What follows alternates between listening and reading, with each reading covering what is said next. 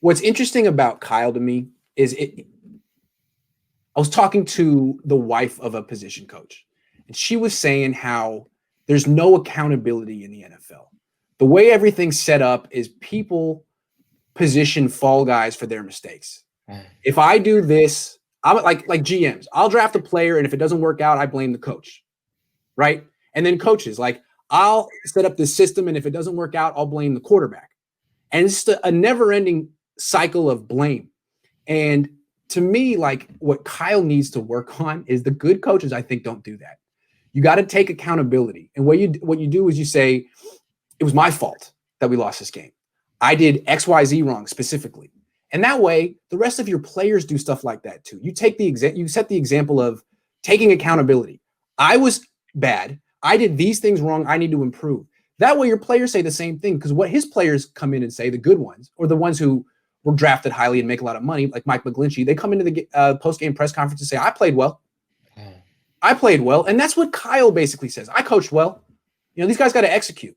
And there's just an attitude like of no accountability with the Niners and a lot of teams in the NFL, because owners fire coaches so quickly and players get cut so quickly. It's just a whole culture of blame, finger pointing. And I'd like to see Kyle move past that, because he does have ultimate job security. That's interesting. So what you're saying is I'd like to repeat it because this is new to me and I love it, is that Kyle, because he doesn't take responsibility, he sets an example of not taking responsibility. Right. So someone like McGlinchey or Sherman, right, or anyone else could say, you know, I'm really doing well. Yes. I'm really doing well. And that's what they do. That's what they do. Where it's a team game. It doesn't matter if you're doing well. We lost. We didn't do well. That's what it means. There's no such thing as a good loss. We lost. We didn't do well. And Kyle, I'm not even sure he thinks that way. I called a good game. I called a good game. And, you know, Trent Williams will come up and be like, nah, my grade is good. Like, what do you mean your grade is good? Would Joe Staley talk that way if the Niners were 5-7? He'd be, hey, you know, I'm playing well. I just want people to know my grade is good. Dude, he would never say that. He'd be like, we're not playing well. It's about us.